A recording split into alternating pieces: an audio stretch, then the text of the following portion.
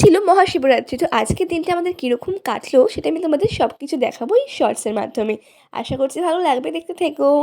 Hey guys, আজকে মহাশিবরাত্রির দিনে যেহেতু আমরা নিরামিষ খাবো ওই জন্য মা লাঞ্চের জন্য করে ফেললো এখানে পনিরের তরকারি, যেটা খেতে ভীষণই ইয়াম্মি হয়েছিল। আর মা যেহেতু উপোস করবে ওই জন্য মা এখানে সাবু ভিজিয়ে রেখে দিয়েছে। অ্যান্ড তারপরে অ্যাজ ইউজুয়াল স্নান করার পরে একদম মিনিমাল স্কিন কেয়ার যেটা ময়শ্চারাইজার সেটা লাগিয়ে ফেললাম। অ্যান্ড দেখো এখানে পনিরের তরকারি রেডি। আর এখানে মা আমাকে খেতে দিয়েছে দেখো, মানে ভাতটা না ডিভাইড করে করে দিয়েছে, কারণ আমি ভাত খুবই কম খেতে চাই, কিন্তু মা আমাকে বেশি খাইয়েই ছাড়বে ওই জন্য এখানে এরকম ডিভাইড করেছে। আর বলছে যে অল্পই আছে, দেখে এরকম মনে হচ্ছে, কিন্তু খাবার পরে বুঝতে পারবে যে মা কিন্তু অনেকটাই ভাত দিয়ে দিয়েছিল। লাঞ্চের আগে কিন্তু আমি স্নান করে ঠাকুর ঘরে চলে গেছিলাম, আর সেখানে গিয়ে গোপালকে এরকম করে সাজিয়ে দিয়েছিলাম।